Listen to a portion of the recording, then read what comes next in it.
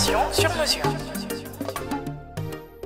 Oui, nous avons tenu ce jour la 5e réunion de la commission de coordination du comité d'organisation des Jeux olympiques de la jeunesse.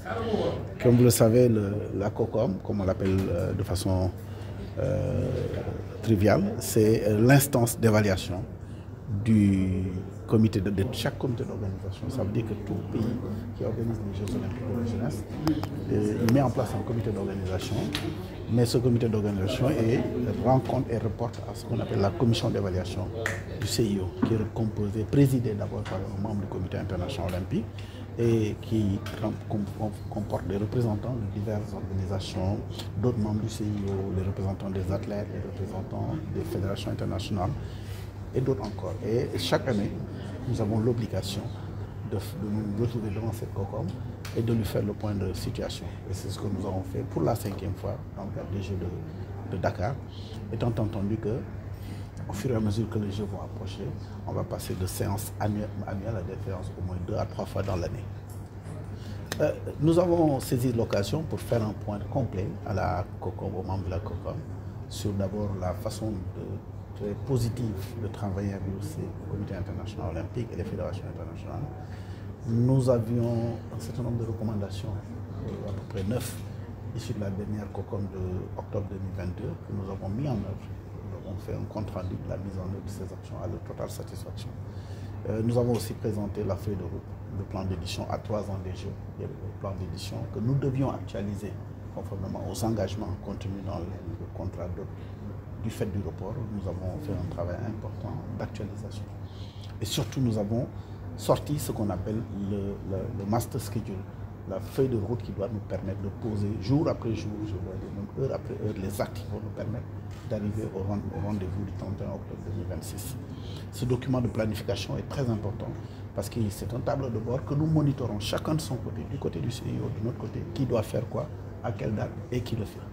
Ça aussi, nous l'avons présenté et nous sommes tombés d'accord sur le fait que maintenant, nous entrons dans la véritable phase de montée en puissance du projet Dakar 2026. Nous avons aussi également fait le point sur les travaux d'infrastructure. Comme vous le savez, tout est prêt, ou presque, du côté de Diamniadio, tout est prêt, ou presque, du côté de Saly, où il s'agira de mettre en place des infrastructures temporaires.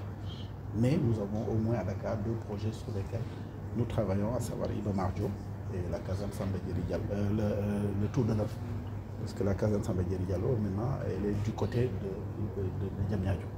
Et donc ces 2 projets, Tour de l'œuf et Iba Mar Diop, la Géroute, qui est le maître d'ouvrage délégué, a fait le point avec nos équipes et avec devant la COCOM sur tout le travail d'étude préparatoire qui a été fait, le dossier d'appel d'offres qui a été préparé, la date, le lancement imminent des appels d'offres, parce qu'il y a eu un travail de préqualification comme ça se passe dans les grands projets, qui doit être clôturé demain, 21 septembre. À l'issue de la clôture des préqualifications, les entreprises qui répondent aux critères vont recevoir le dossier d'appel d'offres qui va être lancé très prochainement pour un déploiement avant la fin de l'année et le démarrage des travaux entre janvier et février 2024.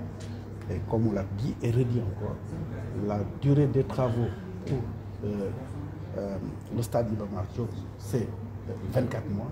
La durée des travaux pour Tour de l'œuf, c'est 18 mois. La Géroute nous a confirmé avec les équipes techniques que nous restons encore sur cet agenda. Vous avez suivi récemment les opérations d'impense que nous avons réalisées avec des acteurs qui sont autour de la galaxie du stade, à travers un processus transparent de conciliation, de recensement exhaustif de conciliation et de paiement d'indemnisation juste et préalable avant d'envoyer de commencer les plus petits travaux. Un projet important, c'est l'héritage sur lequel dont on a beaucoup discuté. Et ce beau projet de village, de maison du cuir, va être réalisé dans le cadre de l'héritage pour les cordonniers de la Médina. Grâce à la contribution d'ailleurs du maire de la Médina qui a mis en place à nos dispositions l'espace nécessaire pour cela. C'est important parce que les Jeux, c'est certainement un moment pour accueillir le monde, mais c'est surtout ce qu'on va laisser pour le pays, ce qu'on va laisser pour les générations et ce qu'on va laisser pour les Sénégalaises et les Sénégalais. Enfin, on a aussi parlé beaucoup de la 2e édition du festival Dakar en Jeux. La première édition est passée l'année dernière. C'était un excellent moment de festivité et de ferveur.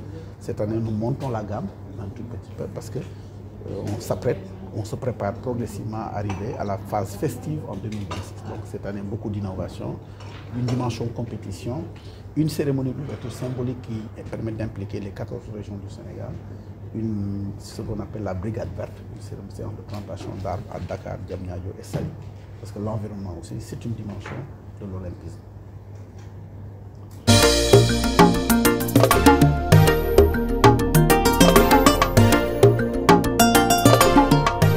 Dakar 24 Info, l'information sur mesure.